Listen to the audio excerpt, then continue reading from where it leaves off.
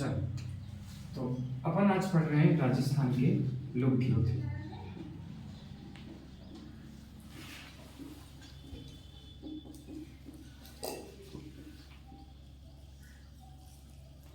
दो तरीके से अपन पढ़ेंगे, एक जो ऑब्जेक्टिव एग्जाम होते हैं और एक जो सब्जेक्टिव एग्जाम होते हैं।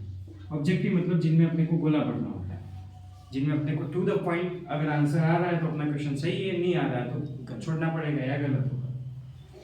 सब्जेक्टिव में अपने को लिखना होता है, लिखने के लिए चाहिए शब्द और भाषा।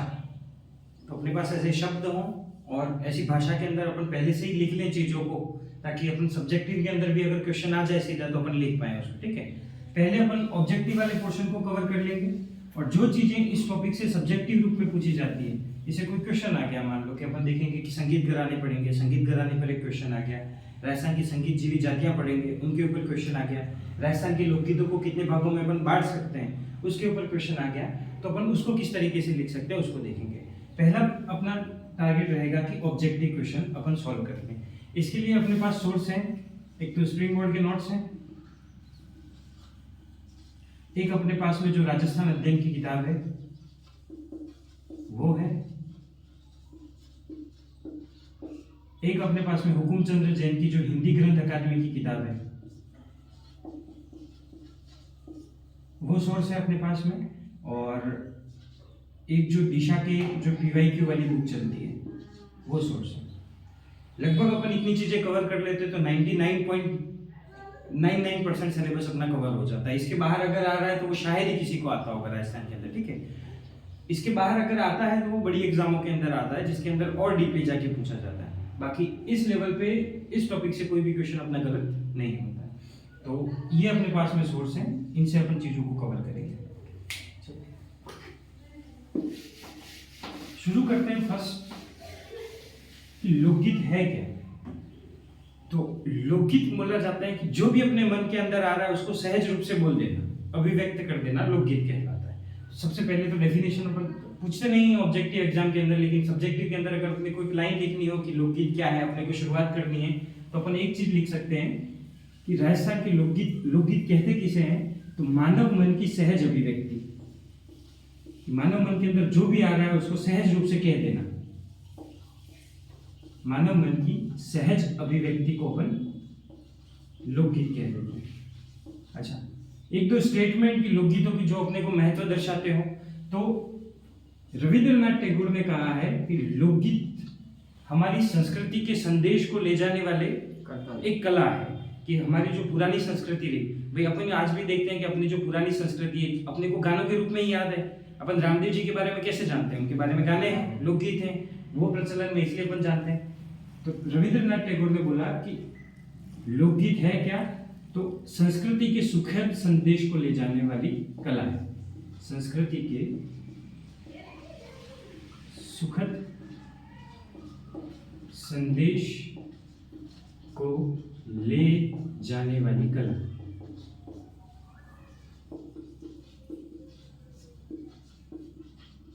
रविंद्रनाथ टैगोर ने बोला कि ये एक तरह से महत्व बता दिया कि अपन ने भाई कि लोकगीत है क्या। रविंद्रनाथ टैगोर के उसके ऊपर विचार है कि हमारी संस्कृति के सुखद संदेश को, हो सकता है बुरे बुरे भी हो, लेकिन अपन क्योंकि पॉजिटिवली बात करेंगे तो अपन लिखेंगे कि सुखद संदेश को ले जाने वाली कला। महात्मा गांधी के लोकगीतों के बारे में क्या विचार है। महात्मा गांधी बोलते हैं कि लोकगीत जनता की भाषा है, लोगों की भाषा है, और संस्कृति के क्या है, पहरेदार है। पहरेदार बोल दो, संरक्षक बोल दो, ये है। महात्मा गांधी ने बोला है कि लोकगीत क्या है, लोकगीत जनता की भाषा है और हमारी संस्कृति के क्या है, ये पहरेदार। पहरेदार बोल दीजिए या संरक्षक बोल दीजिए, एक ही बात है।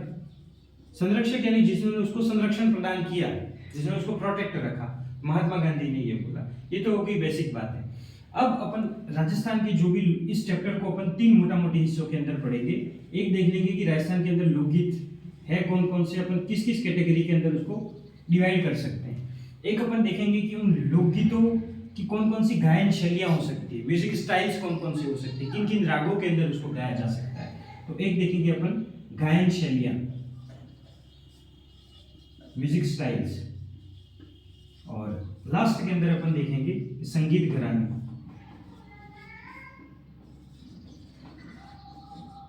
जिन परिवारों के अंदर पूरी पीढ़ी ही संगीत के काम करती आई हुई है, जिनका काम ही संगीत है, उनको आज हम देख लेंगे कि संगीत घराने के रूप में। ठीक है, लोकगीतों को अगर अपन देखें तो 3 भागों के अंदर डिवाइड कर सकते हैं। एक लोकगीत जो कि अपन आमतौर पर जो लोग गाते हैं, जन सामान्य के लोकगीत, जन सामान्य के लोकगीत। एक देखेंगे कि अपन क्षेत्रों के आधार पर लोकगीतों को अलग अलग भागों में बांट सकते हैं कि भाई मेवाड़ एरिया के अंदर जो लोकगीत गाए होंगे जाते होंगे वो भरतपुर के अंदर नहीं गाए जाते होंगे, जो भरतपुर के अंदर गाए जाते होंगे वो मरुस्थल क्षेत्र के अंदर नहीं गाए जाते होंगे, तो क्षेत्रीय लोकगीत है। और एक बांट सकते हैं अपन व्यावसायिक लोकगीत, कि कुछ ऐसी जातियां रही राजस्थान के अंदर जिन्होंने लोकगीतों को गाने को एक व्यवसाय के रूप में अपनाया। ठीक है, तो वो लोकगीत अपने आप में इतने पॉपुलर हो गए कि वो राजा के दरबार के अंदर गाने लगे, राजा की प्रशंसा के अंदर गाने लगे। तो उन लोकगीतों को अपन एक कैटेगरी के अंदर डाल देंगे जिनको बोलेंगे व्यावसायिक लोकगीत। अच्छा, जन सामान्य के लोकगीतों को देखें तो मोटा मोटी हम उसको 5 भागों में बांट सकते हैं। वैसे तो 4 भाग ही है, लेकिन जो बच जाते हैं उनको अपन 5वें भाग के अंदर डिवाइड कर देते हैं। कौन कौन से हो सकते हैं? जन्म से लगाकर मृत्यु तक हमारे पूरे जीवन को 16 संस्कारों के अंदर बांटा गया। तो संस्कारों संबंधित लोकगीत, जब उसका जन्म होता है तब अलग प्रकार के लोकगीत, जब उसकी शादी होगी अलग प्रकार के, जब उसकी मृत्यु होगी तब अलग प्रकार के। तो एक संस्कार संबंधित लोकगीत। फिर देखेंगे कि धार्मिक लोकगीत, हर धर्म के लोग के अपने अपने गीत होते हैं, हर पंथ के अपने अपने अलग गीत होते हैं, तो उनको देखेंगे। एक होते हैं त्योहारों संबंधित लोकगीत, दिवाली पर अलग प्रकार के गीत गाए जाते हैं, होली पर अलग प्रकार के गीत गाए जाते हैं, तो वो त्योहार संबंधित लोकगीत। एक अलग अलग ऋतुएं चलती हैं, शीत ऋतु, वर्षा ऋतु, ग्रीष्म ऋतु, उनके आधार पर हर ऋतु के अंदर अलग अलग गीत गाए जाएंगे। भाई जो बारिश के दिनों में गीत गाए जाएंगे वो प्रकृति के ऊपर बेस्ड होंगे। ठीक है, जो गर्मी के अंदर गाए जाएंगे वो गर्मी के रूप में बेस्ड होंगे। और जो इन सब में बच जाते हैं उनको अपन एक अलग कैटेगरी के अंदर डाल देंगे जिसको बोलेंगे विविध, मिसलेनियस।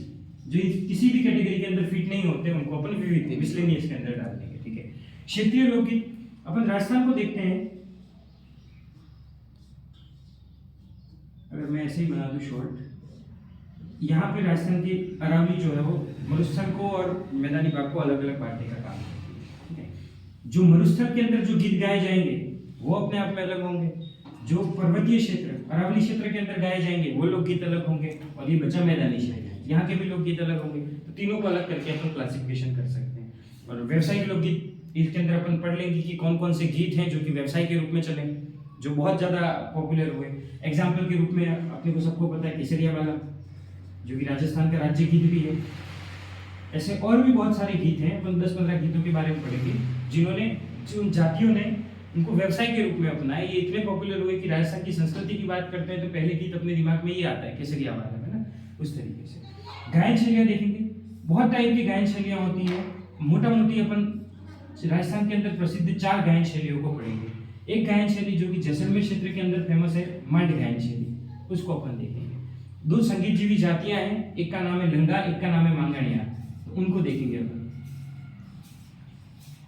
उनका अपने आप में गाने की एक अलग स्टाइल होती है, लंगाओं की अपने आप में एक अलग गायन शैली होती है, और भरतपुर संभाग के अंदर एक गायन शैली है जो है तालबंदी, इसको अपन पढ़ेंगे। इसके अलावा भी गायन शैलियाँ देखने को मिलती है, सिंधु है, मारू है, देश है, सोरठ है, वो सारी भी हैं, लेकिन मुख्यतः राजस्थान के अंदर 4 गायन शैलियाँ प्रसिद्ध है।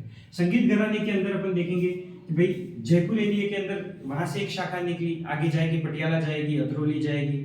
मेवाती क्षेत्र के अंदर अलग है, जो तानसेन था, तानसेन का जो परिवार निकला वो सूरत सेन, अमृत सेन, उन्होंने सेनिया घराने की स्थापना करी। घराने वाइज कि भाई बाल काटने का काम सब करते हैं, लेकिन एक व्यक्ति जो पर्टिकुलर बाल काटने काम करता है उसकी पूरी बाल काटने के अंदर ही गई पीढ़ी, तो एक घराना हो गया, एक वंश हो गया पूरा। तो उन संगीत घरानों के अंदर देखेंगे मोटे मोटे 10 घराने हैं, उनके बारे में अपन डिस्कस करेंगे। और एक देखेंगे अपन कि आरएएस के सिलेबस के अंदर प्री में एक टॉपिक और दे रखा है, जिसमें दे रखा है शास्त्रीय संगीत,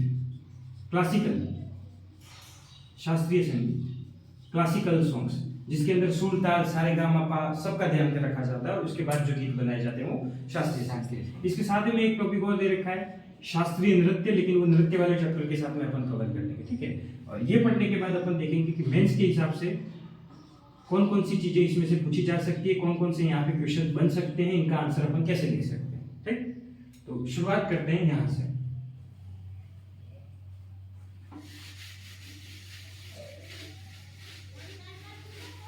चलिए, सबसे पहले देखें कि लोकगीतों को अपन ने तीन भागों में बांटा। जन सामान्य के लोकगीत जो लोग आमतौर पर गाते हैं, क्षेत्रीय लोकगीत अलग अलग क्षेत्रों के हिसाब से अलग अलग लोकगीत, व्यावसायिक जिन लोकगीतों को व्यवसाय के रूप में अपनाया गया। पहला देखते हैं संस्कार संबंधित लोकगीत। जन सामान्य के अंदर पहली कैटेगरी निकल के आती है अपने पास में संस्कार संबंधित लोकगीत। बच्चे के जन्म से लगाकर मृत्यु तक अलग अलग गीत गाए जाते हैं। बहुत सारे लोकगीत है, शादियों गीत, शादियों के अलग लोकगीत हैं, बहुत सारे नाम अपन लिख सकते हैं। यहाँ पे अपन प्री के हिसाब से केवल वही नाम पढ़ेंगे जो कि पूछे जा सकते हैं, जो अपने को नाम से पता नहीं चलते। जैसे अगर मैं आपको बोलूं कि बन्ना बन्नी, सबको पता है बन्ना लड़के को बोलते हैं, बन्नी लड़की को बोलते हैं, तो लड़का और लड़की से संबंधित लोकगीत है। लेकिन आपको ये पता नहीं चलेगा कि जला लोकगीत कौन सा है, जला लोकगीत किसके बारे में, तो इनको अपन पढ़ लेंगे। आप सबको मैं बोलूं कि गुड़चड़ी, सब बोल दोगे कि शादी के दौरान जो वर जो है वो घोड़े पे चढ़ता है तब गीत गाए जाते हैं, वो गुड़चड़ी। एक बोलूं बिंदोली, जब उसका बिनोला निकाला जाता है, जब वरघोड़ा निकाला जाता है, तब जो लोग गीत गाए जाते हैं वो बिंदोली। इन जो नाम से ही पता चल रहे हैं वो अपन नहीं पढ़ेंगे, यहाँ पे सिर्फ वही पढ़ेंगे जो नाम से पता नहीं चल रहे हैं। और जो नाम से पता नहीं चल रहे हैं उसके अंदर दो लोकगीत अपने दिमाग में आते हैं। एक आता है जच्चा। जच्चा, जच्चा बच्चे जैसा साउंड कर रहा है, जच्चा बच्चा, तो ये बच्चे के जन्म से संबंधित लोकगीत है, बच्चे के जन्म से संबंधित लोकगीत है। एक लोकगीत है जैसे हमने लिखा था जला, तो जब बारात आती है और महिलाएं, जो वधु पक्ष की महिलाएं होती है, वो बारात का डेरा देखने जाती है, उस समय जो गीत गाए जाते हैं वो कौन से हैं? जला लोकगीत है। तो बारात का डेरा देखते समय, डेरा देखने जाते समय महिलाओं द्वारा गाए जाते हैं ना, अधिकतर लोकगीत महिलाओं द्वारा गाए जाते हैं। चलो, ये हो गए संस्कार संबंधी लोकगीत। और भी अगर एग्जाम्पल लिख सकते हैं, बना बनी, गुड़चड़ी, तोरण, हल्दी, बहुत सारे लोकगीत लिख सकते हैं, लेकिन ये क्योंकि इनका क्वेश्चन पूछा जाएगा, बाकी नाम से ही पता चल रहे हैं अपने को। एक और भी होता है चाक। चाक पूजा करके एक होती है कि भाई शादी जब होती है तब कुम्हार के घर पे जो बर्तन होते हैं उनकी पूजा की जाने की परंपरा है, तो तब जो गीत गाए जाते हैं चाक पूजा के दौरान, वो चाक गीत होते हैं। ये अपन जब रीति रिवाज पढ़ेंगे उसके साथ में कवर कर लेंगे, तो वो यहाँ पे नहीं लिख रहे अपन, ठीक है। दूसरा देखें धार्मिक लोकगीत। धार्मिक लोकगीतों के अंदर एक लोकगीत जो कि सबसे ज्यादा पूछा जाता है एग्जाम के अंदर, वो है लांगुरिया। कैला देवी के, जो कैला देवी करौली की इष्ट लोक देवी है, कैला देवी पे बात करें तो कि कैला देवी के लोकगीतों को क्या कहा जाता है? लांगुरिया। उनके नाम है, कैला देवी के लोग जो लोकगीत होते हैं उनको लांगुरिया कहा जाता है। दूसरी बात देखें, एक होता है चिरचा। चिरचा या चिरजा, कुछ भी बोल दो। और एक होता है हरजस। चिरजा ये थोड़ा फीमेल नाम लग रहा है, हरजस थोड़ा मेल जैसा नाम साउंड कर रहा है, जैसे चिरजा, गिरजा, है ना, सुषमा, इस तरह से लेडीज नाम है, और ये मेल का नाम दिख रहा है। तो ये लोकगीत हैं, लोक देवियों के जो भी लोकगीत होते हैं उनको कहा जाता है चिरजा या चिरचा। और हरजस जो लोक देवताओं के गीत होते हैं उनको क्या कहा जाता है? हरजस। लोक देवता के गीत को हरजस कहा जाता है। तो ये धार्मिक लोकगीत पढ़ लिए। नेक्स्ट तीसरा, त्योहार संबंधित लोकगीत। त्योहार संबंधित लोकगीत, राजस्थान के अंदर त्योहार मुख्यतः तो चार त्योहार अपने पूरे भारत के अंदर देखें तो दो त्योहार मेनली मनाए जाते हैं, एक होती है होली और एक होती है दिवाली या दीपावली। राजस्थान में दो त्योहार और हैं जो कि प्रचलित ज्यादा हैं, एक अपन बोल सकते हैं गणगौर और एक बोल सकते हैं अपन तीज। ये त्योहार है, मेन यही त्योहार है। होली पे देखेंगे, होली पर जो गीत गाए जाते हैं जो कि भरतपुर एरिया के अंदर गाए जाते हैं, जिनको बोला जाता है धमाल या रसिया। धमाल या रसिया। होली पर बात भी लोग धमाल करते हैं, इस तरह से भी याद रखा जा सकता है।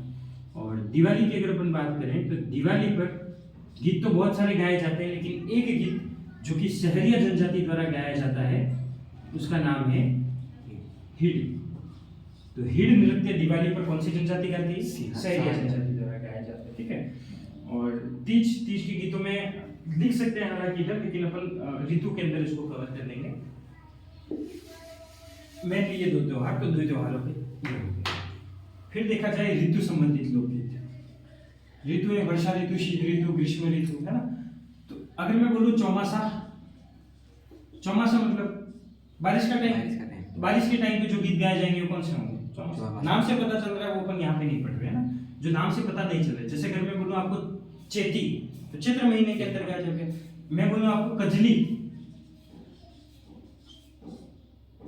कजली गाए जाते हैं भाद्रपद महीने में। क्यों? कजली, कजली का मतलब काजल, काजल काला होता है। तो भाद्रपद महीने के दौरान बारिश का टाइम होता है, बेसिकली श्रावण में बारिश शुरू होती है, भाद्रपद में सबसे ज्यादा बारिश होती है। उस समय आकाश में काले बादल छाए रहते हैं। तो बादलों की उपमान या उपमा देके गीत जो गाए जाते हैं वो कौन से होते हैं? कजली, कजली। इसी दौरान अपन भाद्रपद में देखेंगे कि जो तीज मनाई जाती है उसको कजली तीज, सातुड़ी तीज या बड़ी तीज कहा जाता है ना, वो इसी उपलक्ष्य में कहा जाता है। और देखा जाए फागुन, फाल्गुन महीने के अंदर जो गीत गाए जाएंगे वो फागुन। और कौन से गीत हो सकते हैं? जैसे मैं बोलूँ आपको कजली, और कौन सा लिख सकते हैं इसमें अपन? लगभग ऋतुओं में यही है जो अपने को याद नहीं रहता, बाकी तो याद हो जाते हैं। ठीक है, चलो कोई छूट जाएगा तो अपन बाद में देख लेंगे। पांचवा विविध, मिसलेनियस, जो कि किसी भी कैटेगरी के अंदर फिट नहीं होते, उनको अपन यहाँ पे देखेंगे। विविध के अंदर एक गीत है कांगस्य। कांगस्य मतलब कंगा। तो कंगे को उपमा देकर जो गीत गाए जाते हैं वो कौन से? कांगस्य। ठीक है। और एक गीत अपन देखेंगे यहाँ पर घोरबंद। घोरबंद, वो गीत आलीजा मारो घोरबंद नगाड़। घोरबंद क्या है? घोरबंद रियल में है ऊंट के गले का आभूषण। महिला ये बताती है कि मेरे ऊंट के गले का आभूषण बहुत निखराला है, निराला है, तो उसके ऊपर गाना बना हुआ आलीजा मारो घोरबंद नखराड़ो, है ना। घोरबंद रियल में क्या है? ऊंट के गले का आभूषण।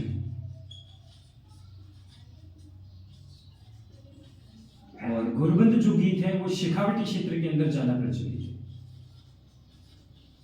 शेखावटी क्षेत्र के अंदर ये लोकगीत ज्यादा फेमस है घोरबंदों की बात करें। इसके अलावा भी होते हैं, एक होता है इंडोनी, एक होता है पणिहारी।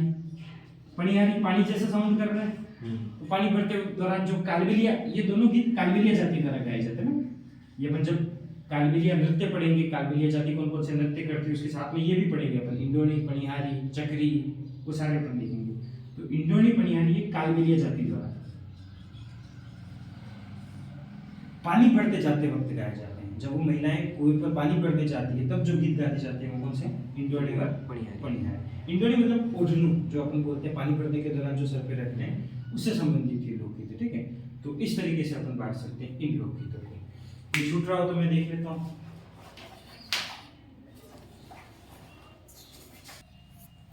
तो जो अपन ने यहाँ पर लोकगीत पढ़े उसके अंदर एक चीज और कि ये जो जच्चा लोकगीत है उसी को एक दूसरा नाम है होलर। ये जब अपन, हालांकि अपने को याद नहीं है लोकगीत इसलिए, लेकिन जब ये लोकगीत पढ़ते हैं, जब लोकगीत कोई सुनते हैं अपन, तो इसमें एक शब्द आता है होलर। तो इसी लोकगीत को क्या कहा जाता है? होलर। तो जच्चा या होलर, ये दोनों किससे संबंधित है? बच्चे के जन्म से संबंधित है।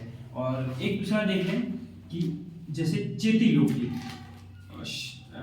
चेती लोकगीत नहीं बोलूं मैं, तीज, तीज इधर ही लिख देता हूं मैं। जो तीज पर लोकगीत गाए जाते हैं, तीज के अवसर पर जो लोकगीत गाए जाते हैं, तीज कब आती है? श्रावण मास में।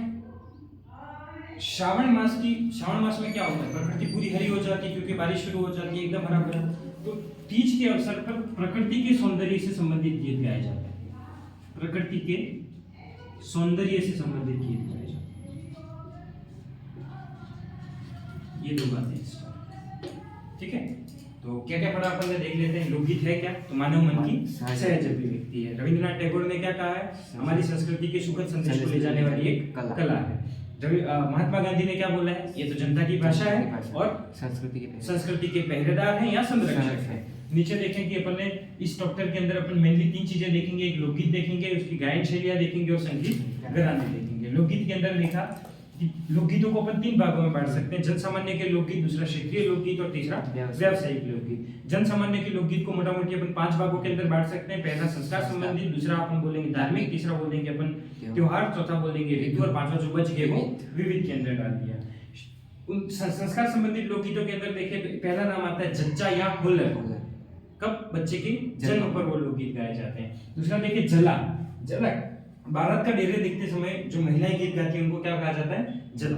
धार्मिक लोकगीतों की बात करें तो जो लोक देवियों से संबंधित है वो चिरचा या चिरजा, लोक देवताओं से संबंधित है वो हरजस, और केला देवी का लोकगीत क्या कहलाता है, लांगुरिया कहलाता है।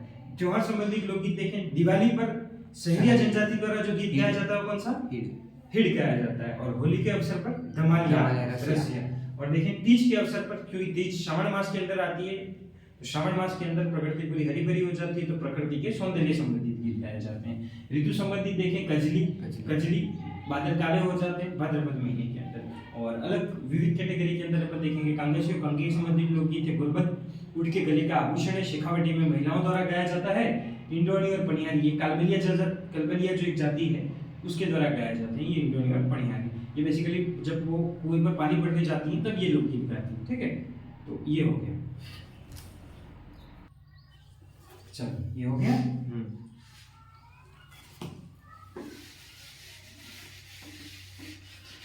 तो जच्चा को भी क्या कहा जाता है, होलर कहा जाता है। और जो तीज के अवसर पर जो गीत गाए जाते हैं उसमें किसका सौंदर्य का वर्णन मिलता है, प्रकृति के सौंदर्य का वर्णन मिलता है।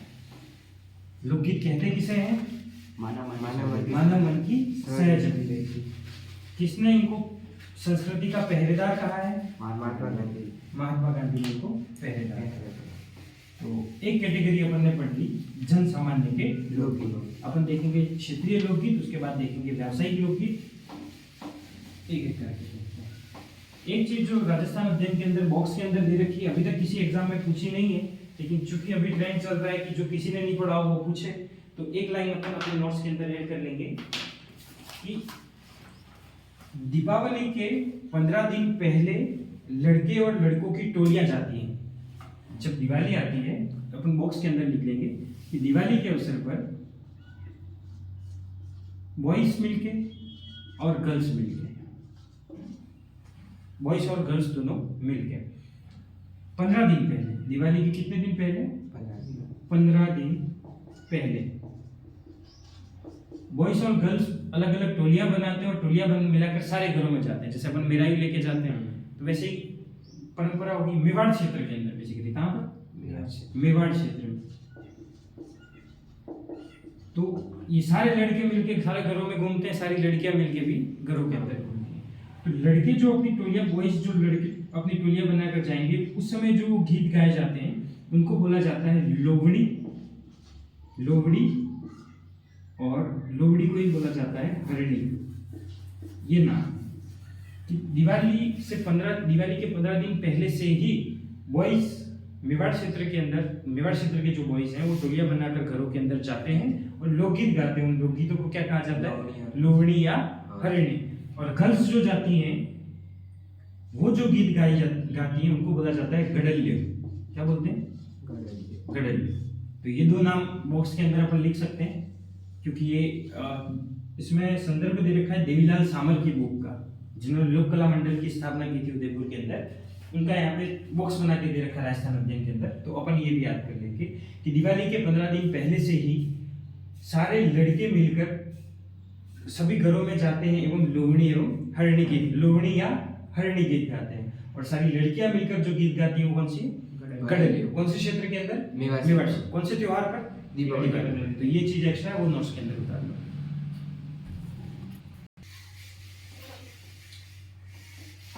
चलो, तो एक कैटेगरी अपन ने पढ़ ली कि लोकगीतों को अपन ने कितने भागों में बांटा, जनसामान्य के जो लोकगीत थे वो अपन ने पढ़ ली। दूसरे देखेंगे अपन क्षेत्रीय लोकगीत, जो अपन ने डिवाइडेशन किया था उसके अंदर जो क्षेत्रीय लोकगीत थे उनको देखेंगे कि अलग अलग क्षेत्रों के अंदर किस प्रकार के लोकगीत गाए जाते हैं, उनकी क्या क्या विशेषताएं हैं, कौन से एरिया के अंदर गाए जाते हैं, उनको अपन देखेंगे। तो क्षेत्र के हिसाब से राजस्थान को भी मोटा मोटी 3 भागों के अंदर बांट सकते हैं अपन। ये अरावली वाला एरिया, यहाँ पे पर्वत है तो ये पर्वतीय क्षेत्र अपन इसको बोल देंगे, ये हो गया पर्वतीय क्षेत्र। इसकी इस तरफ मैदान है, पूर्वी मैदान जिसको पढ़ते हैं अपन, है ना, इस तरफ पठार है, लेकिन चूंकि मैदान से थोड़े ऊंचे होते हैं और पर्वत एकदम नुकीले होते हैं, तो उनको एक ही कैटेगरी के अंदर मान लिया जाता है, मैदानी क्षेत्र। और इस तरफ हो जाएंगे मरुस्थलीय क्षेत्र। इन तीनों क्षेत्रों के अंदर लोकगीतों के अंदर अपने को बहुत ज्यादा अलगाव देखने को मिलेगा। कैसे देखते हैं अपन, इधर अपन लिख देते हैं, सारणी बना के इसको सॉल्व करते हैं। क्षेत्र कौन कौन से वहां पे लोकगीत, उनके लोकगीतों की विशेषता क्या है, वहां पे कौन कौन से लोकगीत गाए जाते हैं वो बाद में। पहले उनकी विशेषता कि हर क्षेत्र के लोकगीतों की अपने आप में एक अलग विशेषता होगी, विशेषता अपन देखेंगे। फिर कुछ एग्जाम्पल देखेंगे लोकगीतों के,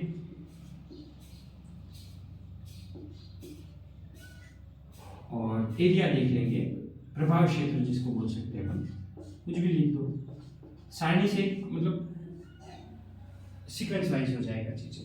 चलो पहला क्षेत्र कवर करते हैं अपन, मरुस्थलीय क्षेत्र। मरुस्थलीय क्षेत्र यानी कि ये पश्चिम वाला एरिया। राजस्थान के अंदर अपन देखते हैं कि सबसे ज्यादा लोक देवता अपने को पढ़ने में आते हैं, वो अपने को मरुस्थलीय क्षेत्र के अंदर आते हैं। ऐसा क्यों?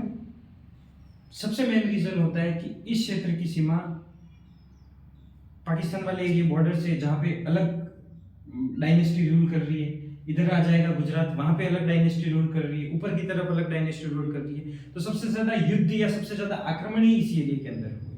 तो आक्रमण इस एरिया के अंदर हुए तो लोग शहीद भी ज्यादा हुए, लोग मरे ज्यादा, तो उनके गुणों का बखान करने के लिए लोकगीत भी यहाँ पे क्या हुए, ज्यादा। चूंकि यहाँ पर लोग ज्यादा मरे, लोगों की वीरता का बखान हुआ, तो मरुस्थलीय लोकगीतों के अंदर अपने को वीर रस की प्रधानता देखने को मिलती है, वीर रस की प्रधानता देखने को मिलती है। और दूसरी बात, चूंकि मरुस्थल है, वहां पे कोई पेड़ पौधे तो है नहीं, वहां पे ना तो बारिश होती है, मतलब प्राकृतिक सौंदर्य की कमी है। जहां पे जो चीज कम होगी वहां पे लोग उसको बताएंगे कि हमारे लिए बहुत जरूरी, इसके ऊपर लोकगीत गाए जाएंगे।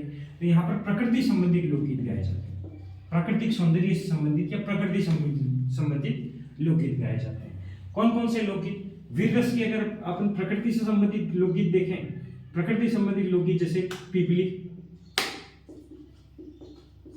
केवड़ो, चिरवी भी बोल देते हैं, हालांकि चिरवी मुख्यतः पूर्वी क्षेत्र का है, लेकिन अपन लिख सकते हैं पीपली, केवड़ो। और कौन कौन से हो सकते हैं? पीपली, केवड़ो, चिरमी, घुघरी, रतन राणो, ऐसे बोल सकते हैं। घुघरी ये प्रकृति से संबंधित हो गए। अपन वीर रस के संबंधित देखें, जैसे रतन राणा। रतन राणा था कौन? तो ये उमरकोट का राजा था। इन्होंने अंग्रेजों के खिलाफ बगावत कर दी थी, बगावत कर दी तो अंग्रेजों ने इनको फांसी दे दी। अब कोई आदमी शहीद हुआ तो उसके ऊपर गाने बनेंगे उसके वीरता के ऊपर, तो वीर रस के ऊपर रतन राणा। ये बेसिकली है कहाँ का? अमरकोट का। अमरकोट वर्तमान में पाकिस्तान में ना, अमरकोट का ये राजा था जिसको अंग्रेजों ने क्या दे दी?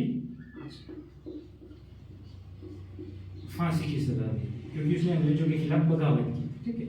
और देखें, अपने को मरुस्थलीय एरिया के अंदर प्रेम रस की भी प्रधानता देखने को मिलती है, प्रेम संबंधित भी गीत भी यहाँ पे गाए जाते हैं। जैसे अपन देखें मुमल,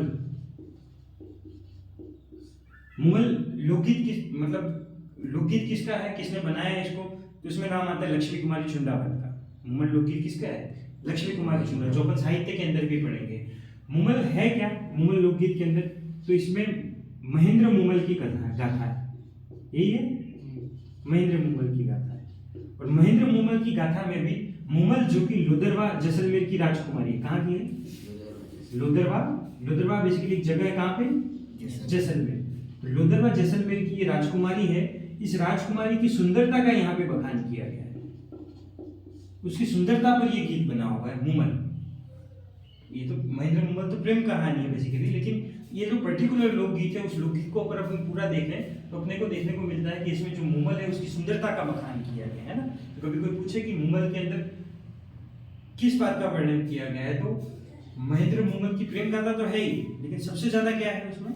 मुमल की सुंदरता का बखान किया गया। ठीक है, सुंदरता के अंदर अपन देखेंगे। और ये किसने लिखा है? तो लक्ष्मी कुमारी चुंडावत। लिख भी सकते हैं साथ में, लिख तो साइड में लिखना होगा लक्ष्मी कुमारी चुंडावत।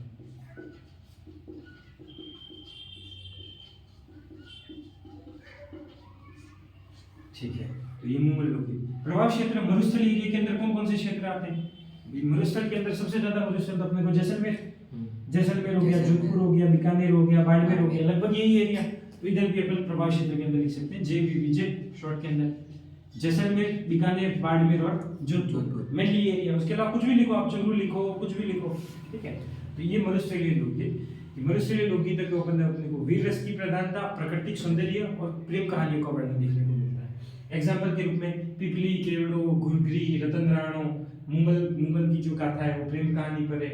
लुदरवा की वो राजकुमारी थी जिसकी सुंदरता का यहाँ पे क्या किया गया है, वर्णन किया गया है। दूसरा देखें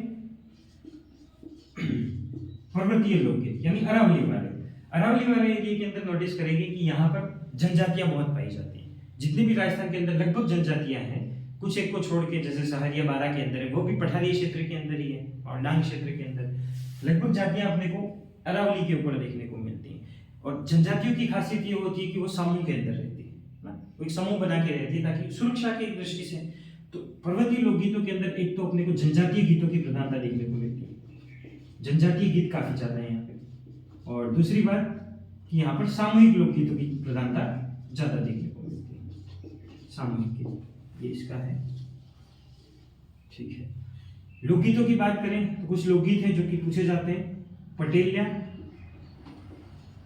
लालर, ये नाम है इनके लोकगीतों के। पटेलिया, लालर, बिछुड़ो नहीं, पटेलिया, लालर, बिछियो। नागरी अस्वारी, ये बेसिकली इसमें जो अस्वारी लिखा हुआ है, ये अस्वारी म्यूजिक स्टाइल है। जैसे मार्ड एक म्यूजिक स्टाइल है, वैसे अस्वारी भी एक म्यूजिक स्टाइल है, इसलिए नागरी अस्वारी, ऊंटारी अस्वारी, ये कुछ वहां के गीतों के नाम है। इसके अलावा भी है, देखेंगे अपन बाद में, एक्स्ट्रा के अंदर लिख देंगे। और मेनली जो पूछे जाते हैं उसमें से पटेलिया, लालर और बिछियो, ये सबसे ज्यादा पूछे जाने वाले सवाल है ना। तो पर्वतीय लोकगीत में जनजातीय गीत, लोकगीत और सामूहिक लोकगीत। एग्जांपल पूछे तो अपने को पटेलिया, लालर, बिछियो, नागरी अस्वारी, ऊंटारी अस्वारी। प्रभाव क्षेत्र कौन सा होगा भाई? अरावली सबसे ज्यादा विस्तार कहां पे? उदयपुर के अंदर। यहाँ पे लिख सकते हैं उदयपुर हो गया, पर्वतों की नगरी या पहाड़ी नगरी जिसको हम डूंगरपुर बोलते हैं। उदयपुर हो गया, डूंगरपुर हो गया, बांसवाड़ा हो गया, प्रतापगढ़ हो गया, सिरोही हो गया। इसके अलावा भी कुछ लिख दो, अजमेर भी उसी के एरिया के अंदर आ गया। ये हो गया पर्वतीय लोकगीत। नेक्स्ट तीसरा मैदानी लोकगीत। मैदानी लोकगीतों के अंदर देखो, यहाँ पे खाने की भी कोई समस्या नहीं क्योंकि पानी अच्छा खासा है। यहाँ पे तो पानी ही नहीं था, यहाँ पे पानी अच्छा है, खेती अच्छी हो रही है, मतलब सुख सुविधाएं ज्यादा है मरुस्थल की अपेक्षा।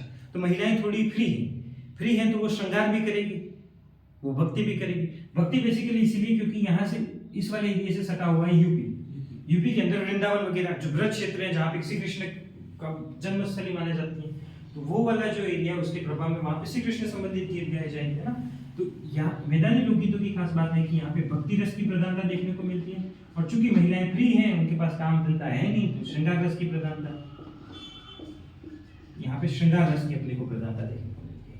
अगर अपन राजस्थान के पूरे राजस्थानों के लोकगीतों के अंदर देखें तो सबसे ज्यादा कौन से रस के अंदर लोकगीत गाए जाते हैं? तो वो श्रृंगार रस के।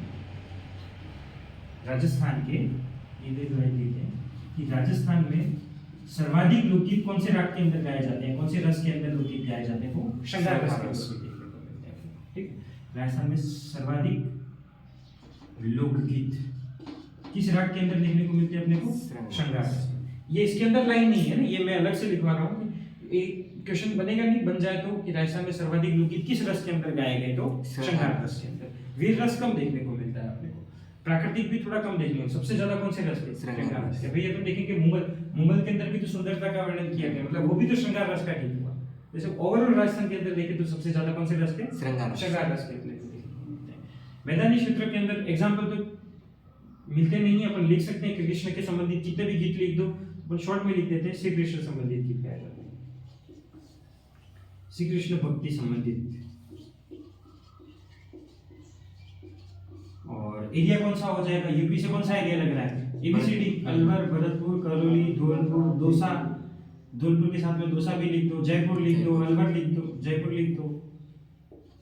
ठीक है, तो इस वाले एरिया के अंदर श्रृंगार रस के अपने को गीत देखने को मिलते हैं। तो क्षेत्र के आधार पर अपन ने लोकगीतों को देखा कि तीन आधार पर बांट सकते हैं: मरुस्थलीय लोकगीत, पर्वतीय लोकगीत और मैदानी लोकगीत। मरुस्थलीय लोकगीतों के अंदर देखें तो विशेषता अपने को, चूंकि आक्रमण ज्यादा हुए तो वीर रस की प्रधानता देखने को मिलती है। चूंकि वहां पे प्रकृति नहीं है तो प्रकृति रस की प्रधानता, या प्रकृति गीतों की प्रधानता देखने को मिलती है और प्रेम कहानियों का वहां पे वर्णन मिलता है। लोकगीतों के अंदर एग्जाम्पल देखें तो पिपली, चिरमी, केवड़ो, घुघरी और रतन राणो। रतन राणो अमरकोट का राजा था जिन्होंने अंग्रेजों ने क्या दे दी, फांसी। प्रेम कहानी के अंदर देखें तो मुमल महेंद्र मुमल की गाथा चलती है जिनको लक्ष्मी कुमारी झुंडावत ने कवर किया। और इसकी मुमल जो कि लोदरवा की राजकुमारी थी, लोदरवा जैसलमेर में पड़ता है, उसकी सुंदरता का इस लोकगीत के अंदर बखान किया गया है। और प्रभाव क्षेत्र जैसलमेर हो गया, बीकानेर हो गया, बाड़मेर हो गया और जोधपुर हो गया। पर्वतीय लोकगीतों के अंदर देखें, पर्वतों में जो भी जनजातियां पाई जाती है और जनजातीय समूह के अंदर रहती है, तो जनजातीय लोकगीत और सामान्य लोकगीतों की प्रधानता देखने को मिलती है। एग्जाम्पल के रूप में पटेलिया, लालर, बिछियो, नावरिया सवारी और उटारिया सवारी। प्रभाव क्षेत्र वही उदयपुर हो गया, डूंगरपुर, बांसवाड़ा, प्रतापगढ़, सिरोही, वो सारे एरिया लिख लो। मैदानी लोकगीत चूंकि यहाँ पर श्री कृष्ण वध से सटा हुआ एरिया आ गया, वृंदावन से सटा हुआ ब्रिज एरिया आ गया, तो यहाँ पे भक्ति रस अध्ययन देखने को मिलेगा। चूंकि सारी सुख सुविधाएं हैं यहाँ पे, महिलाएं थोड़ी फ्री हैं तो श्रृंगार की बातें कर लेती हैं, तो श्रृंगार रस की प्रधानता देखने को मिलती है। एग्जाम्पल के रूप में श्री कृष्ण का कोई भी गाना याद आ रहा हो अपन लिख सकते हैं यहाँ पे, वो लोकगीत ही है। श्री कृष्ण से प्रतीक संबंधित और एरिया हो जाएगा अलवर, बलपुर, गरौली, धौलपुर, जयपुर, दोस्त। ठीक है,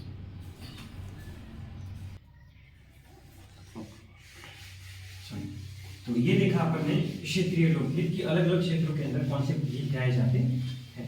इसमें मुंबई के अंदर सुंदरता का वर्णन किया गया है। अगर ओवरऑल राजस्थान की बात करें, राजस्थान में रस की दृष्टि से देखें तो श्रृंगार रस की अपने को प्रधानता देखने को मिलती है। और श्रृंगार रस के अंदर भी पति वियोग वाले गीत ज्यादा देखने को मिलेंगे, वो अपने को व्यावसायिक गीतों के अंदर देखने को मिलेगा।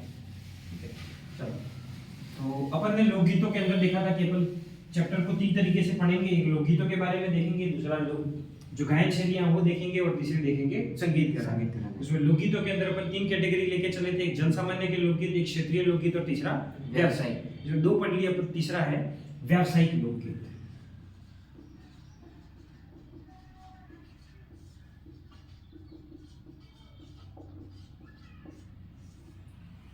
कुछ लोकगीत या कुछ ऐसी संगीत जीवी जातियां इतनी पॉपुलर हुई कि राज दरबारों के अंदर गाने लगी। राज दरबारों से पैसे मिलते थे उनको। अब राजा के अंदर जा रहे गीत गाने के लिए, तो राजा की प्रशंसा के अंदर ही गाएंगे।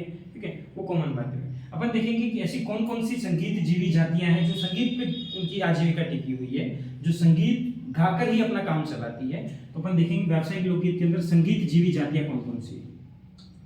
संगीत जीवी जातियां, ऐसी कौन कौन सी जातियां हैं जिनका काम ही संगीत है ना, प्रोफेशन के रूप में चुना उन्होंने गाना गाने को। तो मोटा मोटी अपन 8-9 नाम याद रख लेंगे तो अपना काम हो जाएगा, क्योंकि नाम तो बहुत सारे देखने को मिलते हैं अपने को। तो मोटा मोटी ये है कि लंगा, बस देखें, लंगा देख लो, एक मंगणियार, कामड़, जोगी, गंधर्व, मिरासी, ढोली, डांडी। इसके अलावा भी देखें तो कालबेलिया जाती है, वो भी डांस करने का काम और गाने करने का ही काम करती है। तो कालबेलिया इसके अलावा भी लिख सकते हैं अपन। और भी बहुत सारी जातियां हैं, मोटा मोटी ये नाम है तो अपना काम चल जाता है ना। और अगर नाम आपको लिखने हो तो और नाम भी दे रखे हैं, जैसे भाट होते हैं, भाट का काम भी यही है। और देखें, एक कलावंत दे रखी है, कलावंत के नाम भी यही है। भवाई एक होती है, कथिक। ये नाम मोटा मोटी अपने को ये याद रखने हैं, क्योंकि ज्यादा से ज्यादा ऐसे तो पूछेगा नहीं कि निम्नलिखित में से कौन सी जाति है। अपने को सारे नाम याद होने जरूरी नहीं है। अपने कुछ मेनली क्या होता है, आरएस मेंस के अंदर जो 2 नंबर का सवाल होता है, उसमें से 2 नंबर का सवाल होता है, तो उसमें 1/4 करके 8 नाम अपन लिख देते हैं, तो 2 नंबर अपने को पूरे मिल जाते हैं। तो अपने कुल मिला के 8 नाम याद होने चाहिए। बाकी नाम तो बहुत सारे हैं। ठीक है, तो 8 नाम अपन कैसे याद रखें, ये ढोली, डांडी, लंगा मांगण, ढोली, डांडी, कामड़, जोगी, लंगा मांगणियारा, गंधर्व, मिरासी, ये नाम में इसको याद कर लो। बाकी ये भी लिख सकते हो, भाट, कालबेलिया, कलावंत, भवाई, कथिक। याद रहे तो ठीक है, नहीं याद रहे तो भी कोई नहीं पूछ रहा है ना। ये संगीत जीवी जातियां। एक फैक्ट जो गिरासन अध्ययन के अंदर लिखा हुआ है कि जब युद्ध होते थे, युद्ध के समय जो गीत गाए जाते थे, जिन रागों के अंदर गाए जाते थे, वो राग हैं युद्ध के समय गाए जाने वाले राग कौन कौन से। युद्ध के समय राग कौन से रागों के अंदर गीत गाए जाते थे। 2 राग अपने फेमस हैं, सिंधु और मारू। कौन कौन से, सिंधु और मारू। ये तो राग हैं, जैसे अपन ने अलग अलग राग पढ़ेंगे, उन रागों के अंदर ये दो राग ऐसे हैं जो कि युद्ध के समय गाए जाते थे। क्वेश्चन पूछ लिया जाता है तो अपने को पता होना चाहिए कि युद्ध के समय कौन कौन से रागों के अंदर गीत गाए जाते थे, सिंधु और मालवा। ऐसा नहीं है कि सिर्फ ये दो राग ही है राजस्थान के अंदर, राजस्थान के अंदर और भी राग देखने को मिलते हैं। जैसे एक राग देखने को मिलता है अपने को मांड। मांड क्या है कि जैसलमेर को प्राचीन, जब इतिहास के अंदर देखते हैं तो प्राचीनतम जो जैसलमेर था उसको मांड क्षेत्र कहा जाता था ना। मांड एरिया के हिसाब से गायन शैली का नाम क्या हो गया, मांड, एक राग हो गया। तो मांड बेसिकली जैसलमेर की एक राग है। और देखें सोरठ, सोरठ, सौराष्ट्र को पहले सोरठ बोला जाता होगा, ठीक है। तो सौराष्ट्र के अंदर जो राग है वो सोरठ है। इसके अलावा भी देश है और भी बहुत सारे हैं, नाम खत्म नहीं होते हैं ना, बहुत सारे राग है। उसमें से दो जो राग है सिंधु और मालवा, वो किस समय गाए जाते हैं, युद्ध के समय राग गाए जाते हैं। ये देखा जाए व्यावसायिक लोकगीत, कुछ नाम पढ़ेंगे लोकगीतों के, कब गाए जाते हैं, उनकी क्या विशेषता है, वो अपन देख लेंगे यहाँ पर। चलो इधर देखेंगे अपन लोकगीतों के नाम, इधर देखेंगे उसकी कोई विशेषता है, वो अपन यहाँ पे देख लेते हैं। लोकगीतों के नाम देखेंगे, उसकी विशेषता देखेंगे। चलो पहला नाम जो कि सबको याद है, गाना भी बहुत सुना हुआ है, केसरिया वाला। केसरिया वालों की बात करी जाए तो इसको राज्य सरकार से संरक्षण प्राप्त है। मतलब जैसे अपना एक राज्य पशु है, राज्य गीत है, अरे राज्य जैसे कोई वृक्ष हो गया, इस तरह से जो अपना राजस्थान का राज्य गीत है वो कौन सा है, केसरिया बालम। राजस्थान का राज्य गीत पूछे तो कौन सा है, केसरिया बालम। केसरिया बालम मांड गायन शैली के अंदर गाया जाता है। कौन सी शैली के अंदर, मांड गायन शैली के अंदर ये लोकगीत गाया जाता है। और इस लोकगीत में कहते हैं केसरिया बालम आवनी पधार हमारे देश, मतलब एक पत्नी है वो अपने पति को परदेश से बुला रही है, क्योंकि राजस्थान के अंदर उद्योग धंधों की परंपरा थी नहीं, कमाने के लिए बाहर जाना पड़ता था। बाहर जाएंगे तो पत्नियां अकेली है तो क्या करेंगी, पति को बुलाएंगी किसी किसी माध्यम से। तो ये पति वियोग के अंदर गाया जाने वाला गीत है। पति को परदेश से बुलाती है, सिंपल सी, पति को परदेश से बुलाती है। ये हो गया केसरिया बालम। दूसरा देखें, राजस्थान में चूंकि पक्षी ऐसे होते हैं जो कि एक स्थान से दूसरे स्थान पर उड़ते रहते हैं, तो जब संदेशवाहक, कुछ पक्षी ऐसे होते हैं जो संदेशवाहक, जैसे देखते हैं कबूतर एक संदेश को दूसरे संदेश ले रहे हैं, बहुत समय तक उसने काम किया।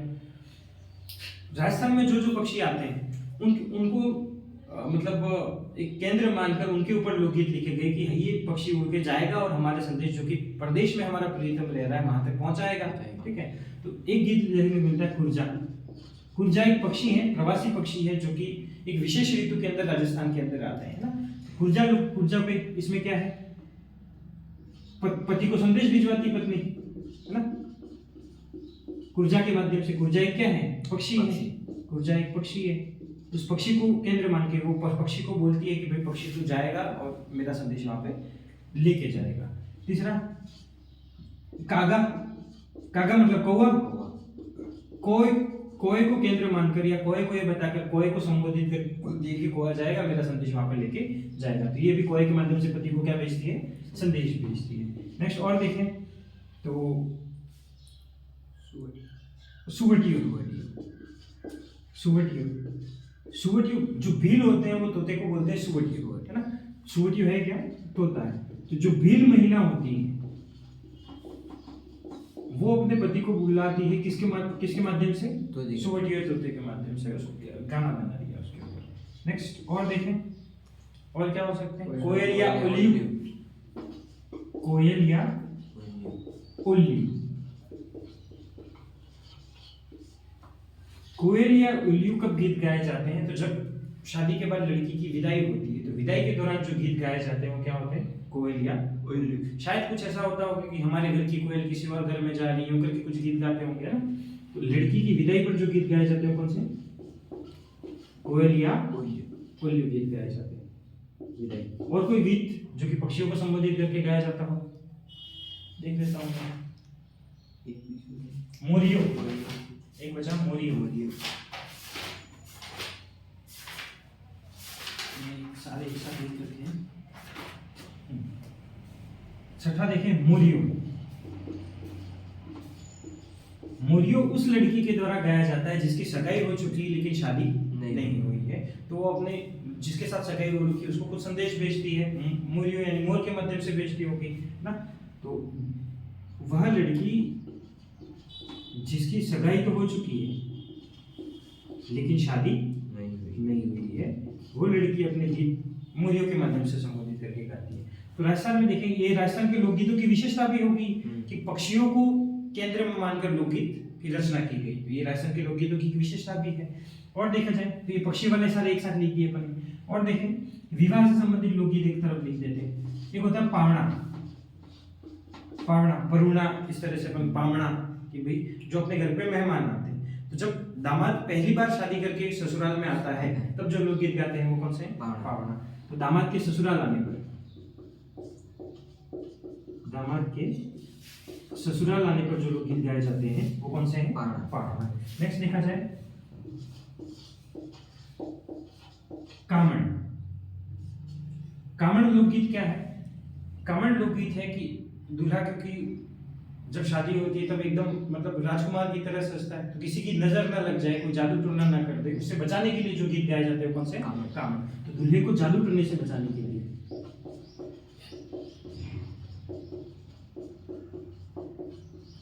दुल्हन को जादू टोने से बचाने के लिए जो गीत गाए जाते हैं कौन से? कामण। और एक गीत है सीठने। कौन से? सीठने। तो विवाह के अवसर पर जो महिलाएं जब डेरा लेने जाती है, डेरा मतलब क्या होता है कि शादी के दौरान जब दूल्हा जाता है तो किसी और घर पे ठहरता है, फिर वहां की वधू पक्ष की महिलाएं जाएंगी और उसको अपने घर पे मतलब मंडप तक लेके आएंगी। तो उस दौरान जब जाती है, जब वो उसको लेके आती है तब वो गालियां निकालती है एक दूसरे पे, है ना। तो वो जो गालियों भरे गीत है वो कौन से हैं? सीखने के लिए। तो महिलाओं द्वारा विवाह के अवसर पर, महिलाएं गाती हैं बेसिकली विवाह के, आदमी तो गाते हैं नहीं, महिलाएं लिखे नहीं लिखे फर्क नहीं पड़ रहा। तो विवाह के अवसर पर गालियों भरे गीत वो कौन से हैं? इनको क्या कहा जाता है? सीठने कहा जाता है। ठीक है। और लोकगीत देख लेते हैं, इधर ही लिख देते हैं 10वां। तो ये विवाह संबंधित अपन ने 3 लोकगीत पढ़ लिए। और देखा जाए पेड़ पौधे से संबंधित कोई गीत देख लेते हैं। एक हो गया पिपली, पीपल। पिपली लोकगीत कब गाए जाते हैं? तो पिपली लोकगीत तीज के अवसर पर गाए जाते हैं। कौन से अवसर पर? तीज के अवसर पर कौन से लोकगीत गाए जाते हैं? पिपली लोकगीत गाए जाते हैं। और कौन से एरिया के अंदर गाए जाते हैं? तो मरुस्थलीय क्षेत्र में भी, बेसिकली मारवाड़ और शेखावटी क्षेत्र के अंदर। आप मारवाड़ और शेखावटी क्षेत्र की जो महिलाएं हैं वो तीज के अवसर पर कौन से गीत गाती है?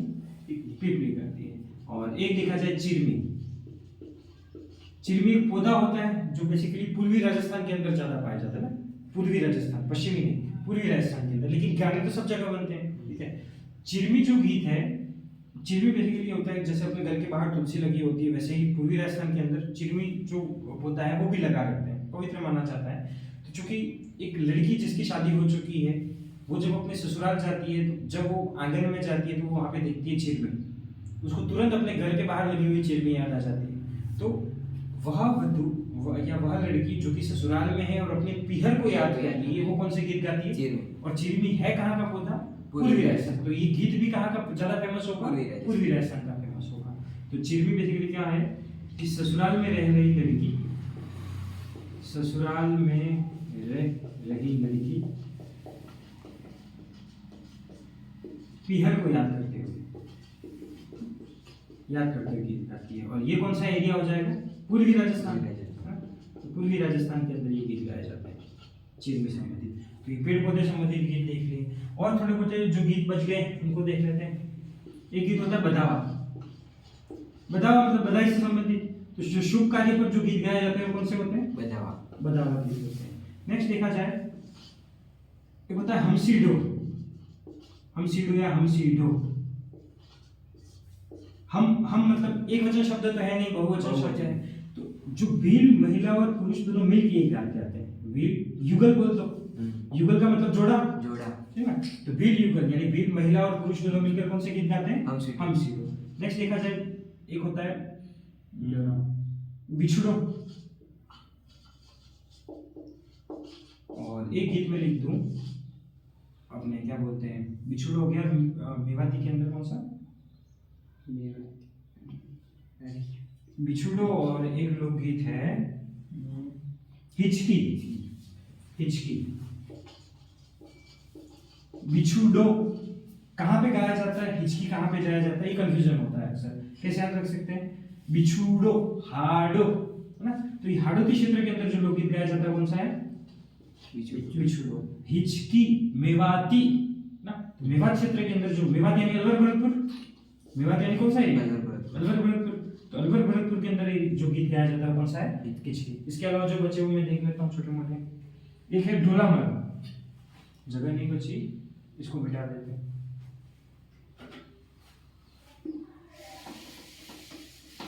इतने को ही मिटा देते हैं।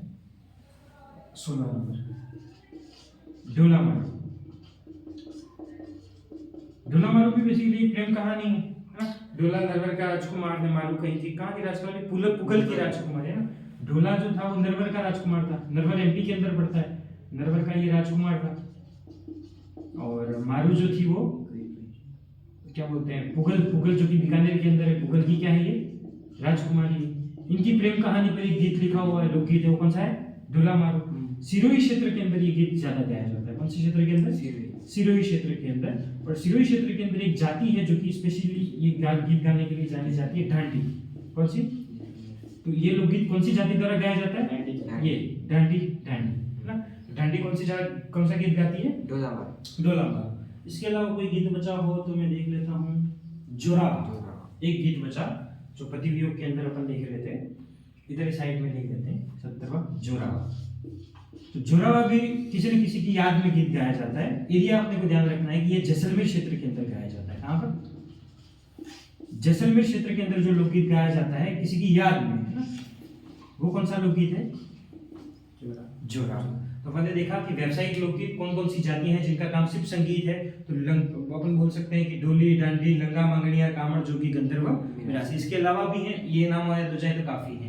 युद्ध के समय जो जिन रागों के अंदर गीत गाए जाते हैं कौन से, सिंधु और मालव। एक करके अपन ने कुछ लोकगीत पढ़े जो फेमस है। केसरिया वादन जो कि राजस्थान का राज्य गीत है। मांडगाई क्षेत्र के अंदर गाया जाता है और पत्नी जो है वो अपने पति को परदेश से बुलाती है। पक्षियों से संबंधित कौन कौन से गीत है, तो कुर्जा पक्षी पति वियोग के पति को संदेश भिजवाती है कुर्जा के माध्यम से। कागा कोए के माध्यम से संदेश। सुवटिया भील महिला भिजवाती है ना, सुवटिया मतलब तोला। कोयलिया उल्लू, जब लड़की की विदाई होती है तब गीत गाए जाते हैं कौन से, कोयलिया उल्लू। मुरियो में भी वही लड़की जिसकी सगाई हो चुकी है लेकिन शादी नहीं हुई, तो वो लोग गीत गाएंगे कौन से, मुरियो। जब दामाद पहली बार ससुराल आता है तो पावना। दूल्हे को जादू टोने से बचाने के लिए कामड़। जब डेरा देखने जाती है महिलाएं तब गालियां भरे गीत गाती है कौन से, सिठने। तीज के अवसर पर महिलाओं द्वारा मारवाड़ और शेखावाटी क्षेत्र में कौन सा, पिपली। और पूर्वी राजस्थान के अंदर ससुराल में रह रही लड़की पीहर को याद करके कौन से गीत गाती है, चिरमी। शुभ कार्य पर कौन सा, बदावा। भील युगल या भील महिला पुरुष दोनों मिलकर कौन सा गीत गाते हैं, हमसे। बिछुडो हाड़ोती के अंदर। हिचकी मेवात क्षेत्र के अंदर। ढोला नरवर का राजकुमार है, मालूम पुगल की राजकुमारी है। इन दोनों की प्रेम कहानी है, उसके ऊपर गीत गाया चलता है। सिरोही क्षेत्र के अंदर डांडी जनजाति जाति द्वारा गाया जाता है। और जोरावा जैसलमेर क्षेत्र के अंदर फेमस है और किसी की याद के अंदर गाया जाता है। चलो, तो इसके अलावा भी कुछ लोकगीत अपन देख लेते हैं जो छोटे मोटे बच जाते हैं। मेनली तो यही पूछे जाते हैं। कुछ लोकगीत एक दो और पढ़ लेते हैं जो कि ये जो दिशा की बुक है उसके अंदर दे रखे हैं। पूछे नहीं गए हैं लेकिन पूछे जा सकते हैं, तो अपन लिख देते हैं जहां से भी मटेरियल मिले, ठीक है।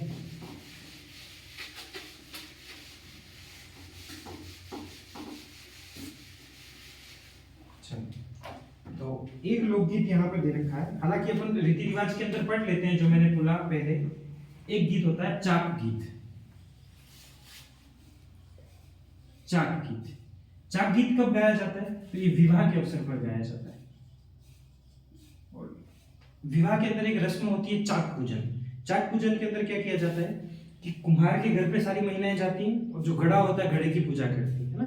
इस तरह की एक परंपरा है। तो उस दौरान जो गीत गाए जाते हैं कौन से, चाक गीत। विवाह के दौरान भी कब, चाक पूजन के समय। चाक पूजन में होता क्या है, कुम्हार के घर पे घड़े की पूजा की जाती है।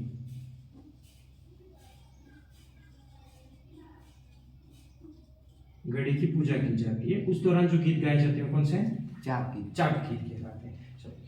इसके अलावा एक तो मेरे नाम से ही क्लियर होता है पीठी गीत। जब पीठी की जाती होगी तब जो गीत है वो पीठी गीत। परिणीत भी शादी से संबंधित, परिणामा यही बोलते हैं अपन, शादी से संबंधित गीत होते हैं। एक गीत दे रखा है कुकड़ी गीत। ये भी अपन रीति रिवाज के अंदर पढ़ेंगे। कुकड़ी गीत।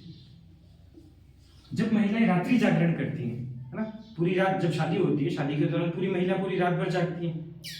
जब लड़की की शादी होती है तब स्पेशली देखा जाता है कि महिलाएं रात रात भर रात्रि जागरण करती है, खेलती हैं, ना, ये परंपरा चलती है।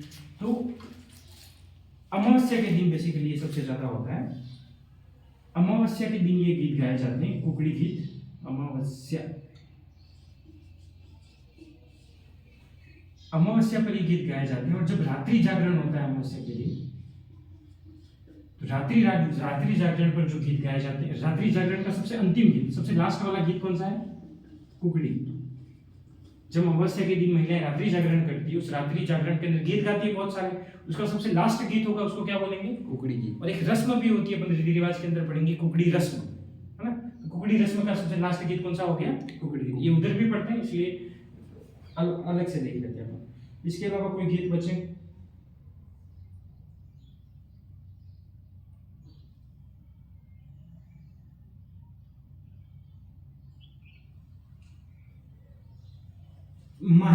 माहेरा या बात, हालांकि ये भी रस्म के अंदर पढ़ते हैं। अपन माहेरा को बोलते हैं मामेरा। जब मामा कुछ लेके आता है लड़की के लिए या वर पक्ष के लिए, तो मामेरा। उस दौरान जो गीत गाए जाते हैं कौन से हो जाएंगे? माहेरा। तो विवाह के अवसर पर ये गीत गाए जाएंगे महिलाओं द्वारा, और मामा द्वारा बात जाने पर, मामा द्वारा बात जाने पर मतलब कोई वो परत लेके जाते हैं, परत में अंदर वो सारी चीजें लेके जाते हैं, जो भी उसको चढ़ाना होता है ना। तो विवाह के अवसर पर मामा के द्वारा बात जाने पर जब गीत गाए जाते हैं वो ये, ठीक है। और चिरमी के अंदर अपन ने जो बोला था कि पूर्वी राजस्थान के अंदर ये गीत गाए जाते हैं, चिरमी के अपन क्या बोला था? पूर्वी राजस्थान या पूर्वी मैदान के अंदर जो गीत गाए जाते हैं, तो पूर्वी मैदानों के अंदर भी स्पेसिफिक पूछा जाए कौन सा क्षेत्र, तो मालवा प्रदेश के अंदर है। मालवा एमपी वाला, जो राजस्थान का एमपी से सटा हुआ पार्ट है, वहां पे कौन से गीत गाए जाते हैं? चिरमी। उसके अंदर जो पूर्वी मैदान लिखा था उसके अंदर एक लाइन और लिख सकते हैं अपन, मालवा प्रदेश के अंदर गीत गाया जाता है। उसके अलावा एक गीत दे रखा है पंचीड़ा, लेकिन पंचीड़ा दो जगह पे है, तो मतलब नहीं, ये काजल भी लिख रखा है, पूछेगा नहीं। चलो ये गीत है।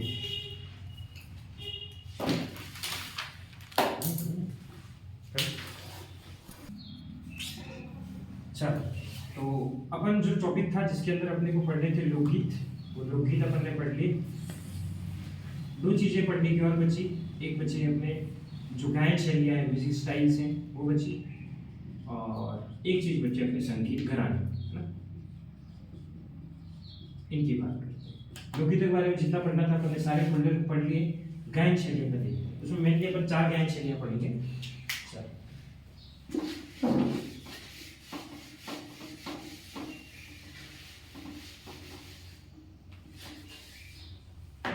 चलिए, गायन शैलियाँ कि कौन सी गायन शैलियों के अंदर, कौन सी स्टाइल के अंदर राजस्थान के अंदर गीत पॉपुलर है, या जो गायन शैलियाँ बहुत पॉपुलर है, उनको देखते हैं। तो 4 गायन शैलियाँ इसके अंदर अपन पढ़ेंगे। एक पढ़ेंगे अपन मांड, एक पढ़ेंगे अपन मांगणिया, एक अपन पढ़ेंगे लंगा, और एक पढ़ेंगे अपन ताल बना। एक एक करके एक की बात करते हैं। चलिए, पहली मांड गायन शैली। मांड अपने को पता है कि जैसलमेर वाले क्षेत्र को पहले क्या कहा जाता है? मांड। तो पहले एरिया हो गया कि क्षेत्र कौन सा? जैसलमेर क्षेत्र के अंदर जो गायकी फेमस है वो कौन सी है? मांड गायन शैली। मांड गायन शैली का अपने प्रसिद्ध गीत जो केसरिया वाला जो राजस्थान का राज्य गीत है, वो अपन ने लिखा था, वहां पे भी लाइन कौन सी शैली के अंदर गाया हुआ है? मांड गायन शैली। तो इसका प्रमुख प्रसिद्ध गीत कौन सा है? या अपन सारों को पढ़ लें, एक ही पढ़ लेते हैं, ये ज़्यादा अच्छा लगेगा। चलो, इधर मैं लिखूंगा गायन शैली, इधर मैं लिखूंगा उसका क्षेत्र, फिर इधर लिखूंगा मैं प्रसिद्ध उसका कोई गीत होगा तो वो गीत लिख देंगे। उसके साथ में अगर कोई वाद्य यंत्र बजाया जाता होगा तो अपन वाद्य यंत्र लिख देंगे। उसके प्रमुख कलाकार या गायक बोल सकते हैं, प्रमुख गायक या गायिका, क्योंकि महिलाएं भी तो गाना गाती है, तो गायिका। इन सेगमेंट के अंदर अपन चीज़ों को बांट देते हैं। चलिए, शैली पहले पढ़ते हैं मांड गायन शैली। मांड गायन शैली जैसलमेर को प्राचीन में मांड कहा जाता था। तो ये एरिया कौन सा हो गया? जैसलमेर। जैसलमेर से मांड गई का निकली है, लेकिन फैल गई सारे एरिया के अंदर। उदयपुर के मांड गई का की जाती है, पाली के अंदर भी की जाती है, सारे एरिया के अंदर की जाती है ना। प्रसिद्ध गीत कौन सा है इसका? तो केसरिया बालम इसका प्रसिद्ध गीत है। कौन सा? केसरिया बालम इसका प्रसिद्ध गीत है। वाद्य यंत्र बोले तो सारे वाद्य यंत्र हो गए, ढोल, ये थे वो। अरे यार बंद करो। चलो, तो केसरिया बालम किन किन वाद्य यंत्रों के साथ गाया जाता होगा? तो भाई जब अपन गाना सुनते देखते हैं, ढोल भी बज रहा होता है, उसमें चंग भी बज रहा होता है, सारे सारे वाद्य यंत्र, किसी का भी नाम लिख दो इसके अंदर तो फोल्डर खाली रखते हैं। प्रमुख गायक या गायिका, दो नाम अपने ध्यान में होने चाहिए। एक तो मैंने बोला कि ये जैसलमेर क्षेत्र का मूलतः है, लेकिन बाहर की राजस्थान के अंदर भी है। अगर देखें कि बीकानेर क्षेत्र के अंदर प्रसिद्ध गायिका कौन कौन सी रही, दो नाम अपने दिमाग में आते हैं, उन दोनों को अपन डिटेल के अंदर देखेंगे। एक का नाम है अल्लाह जिलाई बाई। क्या नाम है? अल्लाह जिलाई बाई। अल्लाह जिलाई बाई, ऐसे कुछ भी लिख दो, अल्लाह जिलाई बाई, ठीक है। अल्लाह जिलाई बाई की बात करें तो जो अपन गीत सुनते हैं केसरिया बालम, है ना, ये इस गीत को प्रसिद्धि दिलाने का काम ही अल्लाह जिलाई बाई ने कहा था। इनके प्रसिद्ध गीत दो हैं, एक केसरिया बालम इनके द्वारा गाया गया, वो काफी पॉपुलर है, और एक गीत है बाईसारा बीरा। क्या नाम है? बाईसारा बीरा। बाईसारा बीरा मतलब बाई मतलब लड़की, बाईसारा बीरा, बीरा मतलब वीरा, वीरा मतलब बाई, है ना, तो बहन का भाई, उसके ऊपर एक गीत है। इनका जन्म हुआ था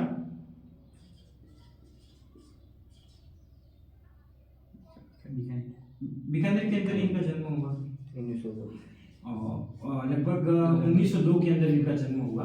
याद रखें, नहीं लिखे तो भी चल जाएगा। बीकानेर के अंदर हुआ, इसलिए अपन तो बीकानेर के अंदर पढ़ रहे हैं ना। और इनको मिला है पद्मश्री, भारत सरकार ने इनको एक पुरस्कार दिया है। क्या? पद्मश्री। अरे हूँ है यार, आई क्यों हूँ भाई। इनको पद्मश्री अवार्ड मिला है जब ये 80 साल की एज के अंदर हुई, तब इनको जाके पद्मश्री अवार्ड मिला ना, क्योंकि भारत सरकार द्वारा दिए जाने वाला सर्वोच्च पुरस्कार है, तो इनको पद्मश्री भी मिला हुआ है। और बीबीसी लंदन द्वारा आयोजित जो वहां पे एक प्रसिद्ध हॉल है, रॉयल अल्बर्ट हॉल, उसके अंदर इन्होंने परफॉर्मेंस दिया, रॉयल अल्बर्ट हॉल के अंदर, और यहाँ पर उनको कोर्ट सिंगर का अवार्ड दिया गया। कौन सा? कोर्ट सिंगर का अवार्ड दिया गया। ठीक है, दूसरी बात करी जाए, एक नाम तो ये हो गया अल्लाह जिलाई बाई, और दूसरा नाम है गौरी बाई का। कौन सी? गौरी बाई। गौरी बाई की बात करें तो इनका जन्म हुआ था जोधपुर, ये मेनली जोधपुर की थी, लेकिन चूंकि इनके माता पिता बीकानेर दरबार के अंदर काम करते थे, इनके माता पिता बीकानेर दरबार के अंदर काम करते थे, तो इसलिए ये भी बीकानेर के अंदर ही आगे जाके गाने लगी, है ना। गौरी बाई को 2013 के अंदर राजस्थान रत्न का अवार्ड मिला है। कौन सा? राजस्थान। 2012 से राजस्थान रत्न, जैसे भारत रत्न है वैसे राजस्थान रत्न अवार्ड शुरू किए 2012 में, तो 2012 में बहुत सारों को मिला, ये 2013 के अंदर इनको मिला राजस्थान रत्न अवार्ड, और इनको कहा जाता है राजस्थान की मरु कोकिला। क्या कहा जाता है? मरु कोकिला। इनको एक उपाधि दी गई, क्या बोलते हैं इनको? राजस्थान की मरु कोकिला। तो ये दोनों हैं अल्लाह जिलाई बाई और गौरी बाई। वो कहाँ की है? बीकानेर की है, ठीक है। मैं इसको मिटा के दूसरे नाम लिख देता हूँ। भारत महोत्सव में, मतलब रूस के अंदर जो मॉस्को सम्मेलन हुआ था ना, एक चीज और भी है कि रूस के अंदर एक मॉस्को रूस का ही शहर है, ठीक है, तो एक मॉस्को के अंदर एक सम्मेलन हुआ था, भारत महोत्सव। मॉस्को के अंदर भारत महोत्सव हुआ था, उसके अंदर इन्होंने पार्टिसिपेट किया था। ये भी चीज लिखी हुई है राजस्थान अध्ययन के प्रमुख व्यक्तित्व वाले चैप्टर के अंदर, तो ये भी अपन ने लिख दिया, है ना। अब सिर्फ नाम कर देता हूँ क्योंकि मेरे को पूरी सारणी कंप्लीट करनी है, इसके बारे में इतना ही था। क्योंकि सिलेबस के अंदर प्रमुख व्यक्तित्व करके चीज दे रखी है, उसके अंदर सीधा सीधा पूछा जा सकता है कि अल्लाह जिलाई बाई पर टिप्पणी कीजिए, 5 नंबर का सवाल आ गया, तो अपने पास लिखने के लिए चीजें होनी चाहिए, क्योंकि ज्यादा फेमस है। पद्मश्री मिलना अपने आप में एक बड़ी चीज है, इनके ऊपर अपने को चीजें पता होनी चाहिए। तो 2 नाम में लिख देता हूँ यहाँ पर,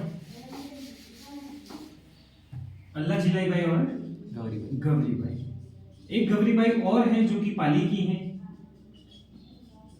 उन्होंने पाली के अंदर मांड गई का आगे बढ़ाया ना, गौरी बाई। बीकानेर उदयपुर के अंदर भी एक मांड गई का जो काफी प्रसिद्ध हुई, उनका नाम है मांगी बाई। और बोलूँ कि जोधपुर के अंदर भी जिन्होंने मांड गायकी को आगे बढ़ाया उनका नाम है जमीला बानो, ज से जमीला बानो। और जयपुर के अंदर भी जो मांड गायकी हुई उनके नाम है बन्नो बेगम और बतुल बेगम। क्या क्या नाम है? बन्नो बेगम और बतुल बेगम।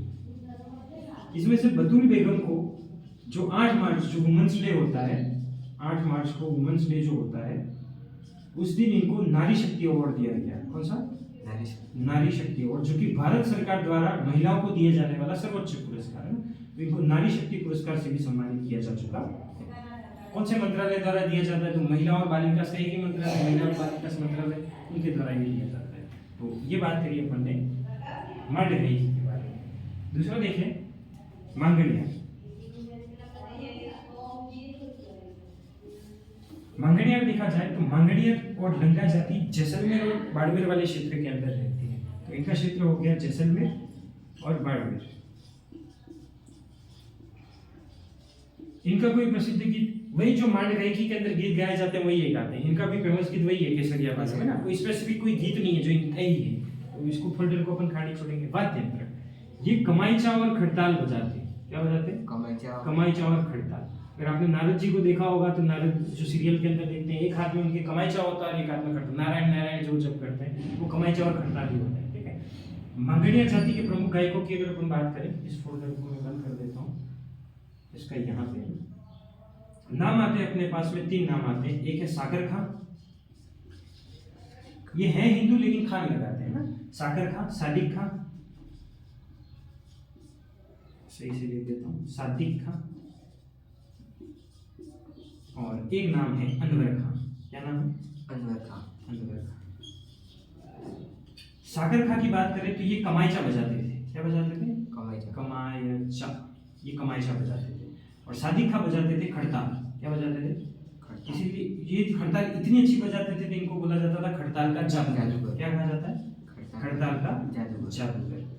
और इनके ही नाम पर 2003 के अंदर जयपुर में जो लोक कला परिषद है उसका नाम इनके नाम पर रखा गया है। उनको पढ़ते हैं सादिक खां मांगणियार। सादिक खां मांगणियार लोक कला अनुसंधान परिषद। लोक कला अनुसंधान परिषद। अनुसंधान मतलब रिसर्च। लोक कला पर रिसर्च करने के लिए जो एक संस्था बनाई गई थी, इनके सम्मान में आगे इनका नाम कैसे जोड़ दिया? सादिक खां मांगणियार लोक कला अनुसंधान।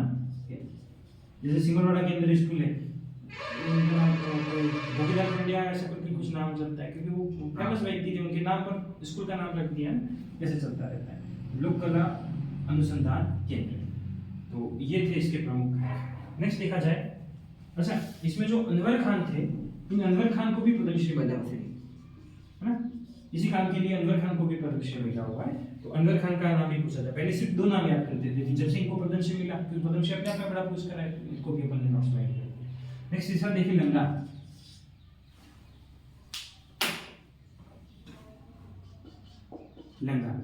लंगा भी एक जाति का नाम है। ये भी जैसलमेर बाड़मेर क्षेत्र के अंदर पाई जाती है। और इनका प्रसिद्ध गीत है निमुड़ा निमुड़ा निमुड़ा। और निमुड़ा गीत कौन गाता है? तो जो लंगा जाति की जो प्रेग्नेंट महिला है, गर्भवती महिला है, वो जो गीत गाती है उनका नाम क्या है? निमुड़ा। तो लंगा में भी कौन गाती है? तो गर्भवती महिलाएं गीत गाती है। कौन सी? गर्भवती महिलाओं द्वारा कौन सा गीत गाया जाता है? निमुड़ा। गर्भवती महिलाएं गाती है। और इनके बाद देखते जैसे मांगणियार के थे कमाईचा और खड़ताल, इनके हैं कमाईचा और सारंगी। ये कमाईचा के साथ में क्या बजाते हैं? सारंगी बजाते हैं। ये कमाईचा के साथ में क्या बजाते हैं? खड़ताल। जो मांगणियार है वो कमाईचा के साथ खड़ताल, और जो लंगा है वो कमाईचा के साथ में क्या बजाते हैं? सारंगी। सारंगी शहनाई जैसा ही होता है ना, शहनाई के सिमिलर ही होता है। अगर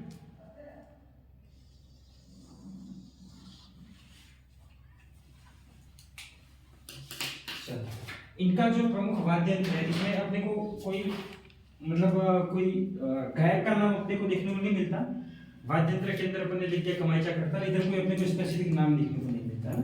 लंगा की बात देखें, क्योंकि ग्रुप गायकी है, मतलब सब मिलके एक साथ गीत गाते हैं। मांगणियार भी गाएंगे, एक पूरा ग्रुप। जो इंडियन आइडल के अंदर जब ये मांगणियार गए थे गाने, पूरे 10-15 लोग एक साथ बैठते हैं तब ये गीत गाते हैं। सबका राग कैसे निकलता है। लंगा भी सब एक साथ मिलकर गाना गाते हैं, तो स्पेसिफिक कोई बड़ा सिंगर नहीं निकल पाए यहाँ से, तो अपन नाम नहीं देख रहे हैं इसमें लंगा के अंदर। और चौथा देखें लास्ट, तालबंदी।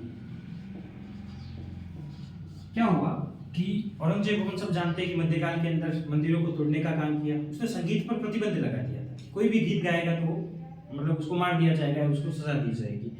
तो चूंकि अपन देखें राजस्थान को, ये वाला जो एरिया है ये यूपी से सटा हुआ है, ब्रिज क्षेत्र बेसिकली इसको बोलते हैं। यहाँ पे श्री कृष्ण संबंधित गीत गाए जाएंगे, श्री कृष्ण की भक्ति संबंधित गीत जाएंगे। तो यहाँ पे मंदिर श्री कृष्ण के, इन मंदिरों को ही औरंगजेब ने तोड़ दिया। मतलब यहाँ पे जो साधु संत रहने वाले थे वो यहाँ से भागेंगे, भाग के आगे भरतपुर संभाग में, अलवर, भरतपुर, करौली, दौसा, उस वाले एरिया के अंदर आगे, और यहाँ पे आके इन्होंने एक गायन शैली का विकास किया जिसको अपन क्या बोलते हैं, तालबंदी। तालबंदी क्षेत्र कौन सा हो गया, भरतपुर संभाग है ना, अलवर, भरतपुर, वो सारे एरिया में। भरतपुर संभाग के अंदर जो गायन शैली का विकास हुआ उसको क्या बोलते हैं अपन, तालबंदी। और इनका भी कोई प्रसिद्ध गीत तो वैसे है नहीं। वाद्य यंत्र देखें तो ये नगाड़े के साथ में गीत गाते हैं ना, कौन सा, नगाड़ा। भाई ढोल होता है, ढोलक होता है, उनसे बड़े जो होते हैं वो नगाड़े होते हैं, जो दोनों एक करके बजाए जाते हैं ना, मंदिर के सामने कहीं रखे हुए देखने को मिलते हैं। नगाड़े के साथ में ये गीत गाते हैं, इनमें भी अपने को कोई स्पेसिफिक नाम देखने को नहीं मिलता। तो गायन शैलियों के अंदर हमने देखा 4 गायन शैलियां पढ़ी अपन ने, मांड, मांगणियार, लंगा और तालबंदी। इसमें से मांगणियार और लंगा तो अपने आप में एक जातियां भी हैं ना। मांड गायन की देखें तो जैसलमेर क्षेत्र के अंदर फेमस है, लेकिन ये जैसलमेर से निकलकर बाकी क्षेत्रों के अंदर भी पहुंची। इनका प्रसिद्ध गीत कौन सा है, केसरिया बोल रहा हूँ। कौन कौन सी गायिका इनके अंदर देखने को मिलती है, तो बीकानेर के अंदर अल्लाह जिलाई बाई और कवरी बाई। अल्लाह जिलाई बाई को देखें तो इनका 2 प्रसिद्ध गीत देखने को मिलते हैं, केसरिया बालम और बाईसारा वीरा। इनको अपने क्या बोलते हैं, पद्मश्री अवार्ड दिया गया है ना। बस मोटा मोटी बात ये है, जन्म अपन लिख सकते हैं कि बीकानेर के अंदर हुआ है, वो पद्मश्री इनको देखने को मिला है। और बीबीसी लंदन द्वारा रॉयल अल्बर्ट हॉल के अंदर इन्होंने परफॉर्मेंस किया तो इनको गुड सिंगर का अवार्ड दिया गया। गौरी बाई की देखें तो ये जन्म तो हुआ था जोधपुर के अंदर, लेकिन इनके माता पिता बीकानेर के अंदर काम करते थे, तो ये भी आगे बीकानेर के अंदर आ गए। रूस के शहर एक मॉस्को के अंदर भारत महोत्सव हुआ था, उन्होंने इसमें पार्टिसिपेट किया था। 2013 में इनको राजस्थान रत्न का अवार्ड मिला है। और कहीं के देखें तो पाली के अंदर भी एक गवली बाई है, उदयपुर के अंदर देखें तो मांगी बाई देखने को मिलती है, जोधपुर के अंदर देखें तो जमीला बानो है, और जयपुर के अंदर देखें तो बंधु बेगम और बतुल बेगम है। बतुल बेगम को भारत सरकार द्वारा महिलाओं को दिया जाने वाला सर्वोच्च पुरस्कार 8 मार्च को, जो कि वुमेन्स डे होता है, कौन सा अवार्ड दिया गया, नारी शक्ति पुरस्कार उनको दिया गया। और बस ये नाम तो खत्म हो गए। नेक्स्ट देखिए मांगणियार। तो मांगणियार जैसलमेर बाड़मेर क्षेत्र के अंदर ये पाई जाने वाली जाति है जो कि गीत गाने का काम करती है। इनका कोई फेमस गीत तो नहीं है, लेकिन ये कमाईचा के साथ में क्या बजाते हैं, खड़ताल बजाते हैं। और प्रसिद्ध जो गायक हैं उनमें साकर खां, सासिक खां और अनंत खां। सादक खां क्या बजाते थे, कमाईचा। सादिक खां क्या बजाते थे, खड़ताल। ये इतना अच्छा बजाते थे कि इनको क्या कहा गया, खड़ताल का जादूगर। और इनके ही नाम पर 2013-3 के अंदर एक संस्था बनी, सादिक खां मांगणियार लोक कला अनुसंधान परिषद, जो कि जयपुर के अंदर स्थापित हुई। नेक्स्ट देखें एक अनवर खां है जिनको पद्मश्री का अवार्ड दिया गया है। तालबंदी देखें कि औरंगजेब ने जब ब्रिज क्षेत्र के अंदर मंदिरों को तुलवाने का काम किया और संगीत में प्रतिबंध लगा दिया, तो यहाँ पर जो साधु संत रहने वाले थे वो यहाँ से निकलकर आगे भरतपुर संभाग के अंदर, और वहां पे गायन शैली का विकास हुआ जिसको अपन क्या बोलते हैं, तालबंदी। नगाड़े के साथ में ये गाना गाते। चलो, तो ये डिस्कशन किया अपन ने राजस्थान के अंदर जो गायन शैलियां हैं उनके बारे में डिस्कस करा। मांगणियार जो होते हैं वो कमाईचा के साथ में खड़ताल बजाते हैं, और लंगा जो होते हैं वो कमाईचा के साथ में सारे बजाते हैं। ठीक है, अब टॉपिक का लास्ट सेक्शन बचा जो कि बेसिकली याद करने वाला ही है। अपन टॉपिक को 3 भागों के अंदर बांट के पढ़ने वाले थे। पहला था लोकगीत, वो अपन पढ़ चुके, जिसके अंदर अपन ने लोकगीतों को भी आगे जाके 3 भागों के अंदर डिवाइड किया था। जन सामान्य के लोकगीत, क्षेत्रीय लोकगीत और व्यावसायिक लोकगीत। जन सामान्य के अंदर भी अपन ने 5 कैटेगरियां पढ़ी थी, है ना। दूसरा अपन ने देखा गायन शैलियां। गायन शैलियों को भी अपन ने 4 गायन शैलियां अपन ने मोटे मोटी पढ़ी थी, है ना। मांड पढ़ी अपन ने, मांगणियार पढ़ी, लंगा पढ़ी और तालबंदी पढ़ी। अब लास्ट जो अपना सेक्शन बचा था वो संगीत घराने। तो अब देखते हैं संगीत घराने। मोटा मोटी 10 घराने अपन पढ़ेंगे और ये टॉपिक अपना कंप्लीट हो जाएगा। चलिए, संगीत घराने जिनका काम ही है संगीत, उन घरानों को देख लेते हैं। संगीत घराने, इधर तो मैं लिखूंगा संगीत घराने का नाम, घराना का नाम क्या है वो घराने का नाम लिखेंगे अपन। फिर लिखूंगा मैं उसके जो प्रवर्तक हैं, मतलब जिन्होंने इसको शुरुआत करी या जिनमें इसका अहम योगदान था, मील के पत्थर साबित हुए जो, और फिर देखेंगे इनके मुख्य कलाकारों के नाम लिखेंगे जो कि आगे मेन जिन्होंने इस कला को आगे बढ़ाने का काम किया। चलो 10 घराने पढ़ेंगे, उसमें पहला घराना है जयपुर घराना। कौन सा घराना? जयपुर घराना। जयपुर घराना। जयपुर घराना जो अपन ने 4 गायन शैलियां पढ़ी, उसमें से एक गायन शैली और है जो कि है ख्याल। कौन सी? ख्याल। तो ये कौन सी गायन शैली के अंदर गीत गाते थे? ख्याल गायन शैली के गीत गाते थे। ख्याल गायन शैली जयपुर घराने की फेमस थी, ख्याल गायन शैली। इनके प्रवर्तक कौन थे जयपुर घराने के? जयपुर घराने के जो प्रवर्तक थे वो मंदरंग भूपत खां। क्या नाम है? मंदरंग भूपत खां। मतलब नाम तो भूपत खां था लेकिन इनको मंदरंग बोल दिया जाता था ना, उपाधि या लोग प्यार से इस पर बोल देते थे। कौन कौन इसका प्रसिद्ध कलाकार कौन हुआ? तो इसके प्रसिद्ध कलाकार थे मोहम्मद अली खां। क्या नाम है? मोहम्मद अली खां। खां से ही खान शब्द बना है, मोहम्मद अली खां। और कोठी वाले, जब नहीं बोलते डॉक्टर कोई होता है तो doctor dash dash dash Idar वाले, doctor dash dash dash Modasa वाले, वैसे ये मोहम्मद अली खां कोठी वाले। कोठी होगी इनके पास में, कोई हवेली होगी, है ना, तो उस हिसाब से बोल देते हैं। ये जो जयपुर घराना था, जयपुर घराना से 2 ब्रांच अलग हुई। एक गई पटियाला पंजाब के अंदर और एक गई अतरौली। कहाँ पे? अतरौली के अंदर। इसी ब्रांच से जयपुर ब्रांच से ही 2 ब्रांचें अलग हुई, एक गई पटियाला और एक गई अतरौली। तो दोनों ब्रांचों को अपन देखेंगे ना। जयपुर घराने से 2 ब्रांचें अलग हुई। पॉइंट नहीं लिखूं मैं, नाम ही लिख देता हूँ सीधे। चलो, एक हुई पटियाला घराना। पटियाला घराने की बात करें तो 2 व्यक्ति जयपुर से पटियाला की तरफ गए, आलिया और फत्तू। क्या नाम? आलिया और फत्तू। इनके रियल नाम नहीं थे, इनके रियल नाम थे अली बख्श और फतेह अली। क्या नाम है? अली बख्श और फतेह अली। और इनको जो टोंक का नवाब था, टोंक के नवाब ने इनको उपाधि दी थी जनरल कर्नल की। कौन सी? जनरल कर्नल की इनको क्या दी थी? उपाधि दी थी। तो पटियाला घराने के प्रवर्तक कौन होंगे? अली बख्श और फतेह अली। जिनको क्या कहा जाता है? इसको आलिया भी बोला जाता है और इनको क्या बोला जाता है? फत्तू। और टोंक के नवाब ने इनको क्या कहा? टोंक के नवाब ने इनको जनरल कर्नल की उपाधि प्रदान की, जनरल कर्नल। ठीक है, ये जयपुर घराने की शाखा है। इधर लिख देता हूं, जयपुर घराने की शाखा।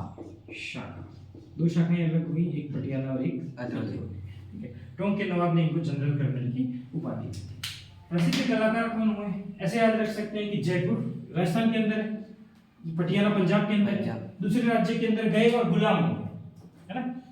तो इससे नाम अपने को याद रह जाएगा, गुलाम अली। पटियाला के अंदर फतेह अली, अली बख्श और फतेह अली, और इनके जो प्रसिद्ध कलाकार हैं उनका नाम है गुलाम अली। क्या नाम है? गुलाम अली। गुलाम अली। ठीक है, नेक्स्ट तीसरा घराना जो कि जयपुर से अलग हुआ, जिसका नाम था अतरौली। क्या नाम? अतरौली। तो ये भी जयपुर घराने की शाखा है, तो इसके बीच लिख देंगे जयपुर घराने की शाखा है। इधर कौन हुए? अतरौली।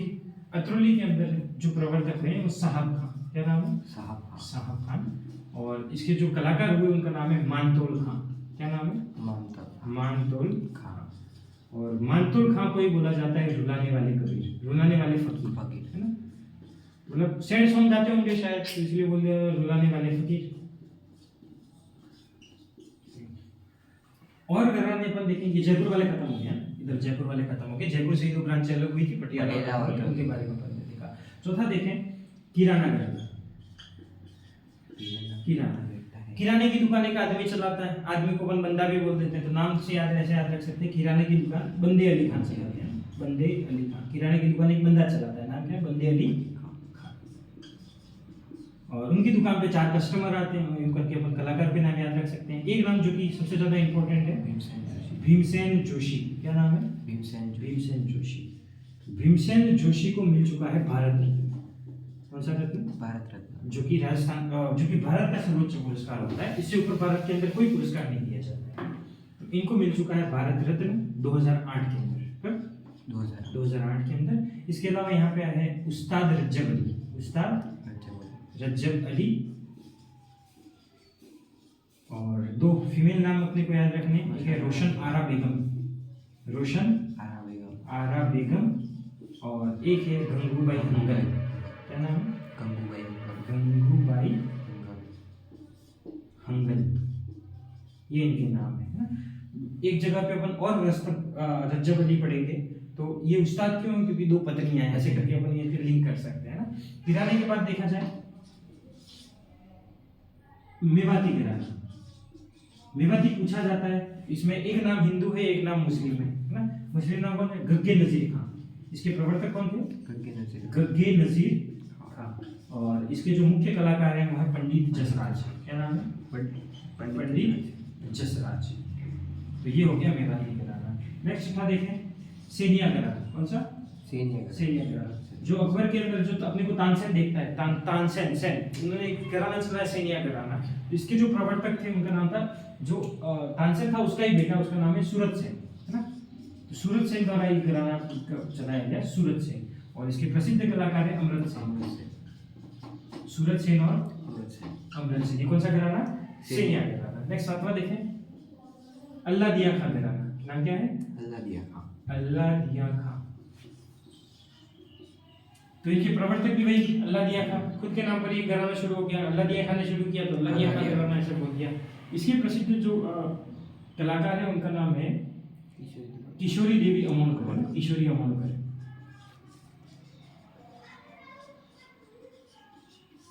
फिर देखा जाए आठवां नाम अपन देखें तो डागर घराना। कौन सा घराना? डागर घराना। एक दूसरा भी अपन साथ में ही पढ़ लेते हैं, एक है बीनकार घराना। कौन सा है? बीनकार घराना। डागर घराने के जो प्रवर्तक थे उनका नाम था बहराम जी डागर। क्या नाम है? बहराम जी डागर। ये क्वेश्चन ज्यादा पूछा जाता है, इसलिए ये बहराम जी डागर याद रखना चाहिए। और बीनकार के अंदर थे रज्जब अली खां बीनकर। क्या नाम है? रज्जब अली खां बीनकार। ये दोनों ही जयपुर के राजा राम सिंह सेकंड के दरबारी थे, है ना। तो क्वेश्चन पूछा जाता है कि ये पूछ लिया कि राम सिंह सेकंड के दरबारी जिन्होंने डागर घराने की स्थापना की, क्या नाम है? तो बहराम जी डागर। जो रिलीज पूछा या बहराम जी डागर किसके दरबार के अंदर दरबारी थे? तो राम सिंह सेकंड जयपुर के दरबारी थे। राम सिंह सेकंड जयपुर के ये क्या थे? दरबारी थे। ये दोनों है ना, एक ने चलाया डागर घराना और एक ने कौन सा चलाया? बीनकार घराना। नेक्स्ट देखा जाए एक है रंगीला घराना। क्या नाम है? रंगीला घराना। नाम भी व्यक्ति का ये था, उसको सब ये बोलते थे मियाँ रंगीले, मियाँ रंगीला। उसे नाम कौन सा था? रंगीला घराना। उसका रियल में नाम था रमजान अली। क्या नाम था? रमजान अली। और एक घराना जो कि क्लासिकल है, जो अपन ने बोला था कि शास्त्रीय संगीत, तो उसके अंदर अपन पढ़ते हैं, वो भी इधर ही लिख देते हैं, कत्थक घराना। कौन सा घराना? कत्थक घराना। और कत्थक घराने के प्रवर्तक थे भानु महाराज। कौन है? भानु महाराज। और ये कत्थक घराना कहाँ का? जयपुर। कहाँ का है? जयपुर का घराना है। तो इसी के साथ प्री के हिसाब से ये टॉपिक अपना कंप्लीट हो जाता है ना। नाम याद रखने, इसके अंदर सबसे ज्यादा पूछे जाने वाली ये चीज है बहराम जी डागर और रज्जब अली खां। रज्जब अली खां बीनकार भी कम पूछे जाते हैं, उसका रीजन है ये, क्योंकि राम सिंह सेकंड जयपुर की क्या थी? ये तो हिस्टोरिकल फैक्ट है अपने पास में, इसलिए, है ना।